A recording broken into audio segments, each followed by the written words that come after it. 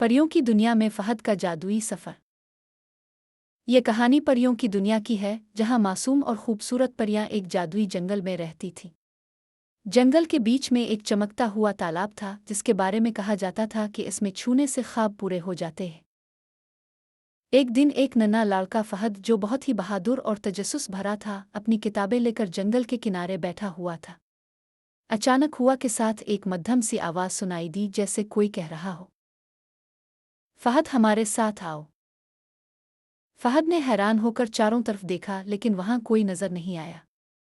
वो आवाज़ फिर आई और यूं लगता था जैसे दरख्तों के पीछे कोई छुपा हुआ है। फहद ने अपने दिल की बात सुनी और आवाज़ का पीछा करते हुए जंगल में चला गया। जंगल के अंदर इसने देखा कि रोशनियों की एक कतार इसे एक तालाब की तरफ ले जा रही है। जैसे ही वो तालाब के करीब पहुंचा, अचानक बहुत सारी चमकती हुई परियां उसके अर्द गिर्द उड़ने लगे। उनके पर मोतियों की तरह चमक रहे थे और उनकी हंसी हुआ में मौसीकी जैसी थी। परियों ने फहद को बताया कि वो कई सालों से तालाब की हिफाजत कर रही हैं, लेकिन एक दिन एक शैतानी साया उनके जादू को चुराने की कोशिश कर रहा था। हम तुम्हें इसलिए बुलाते हैं क्योंकि तुम्हारे दिल में बहादुरी और सच्चाई है, सबसे बड़ी परी ने कहा। फहद ने खुश दिली से उनकी मदद का वादा किया।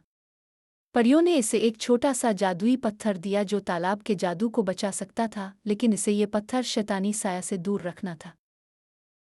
जब साया तालाब की तरफ बढ़ा, फहद ने अपनी जहानत और परियों की मदद से साया को रोक लिया। जादुई पत्थर की रोशनी ने साया को हमेशा के लिए खत्म कर दिया।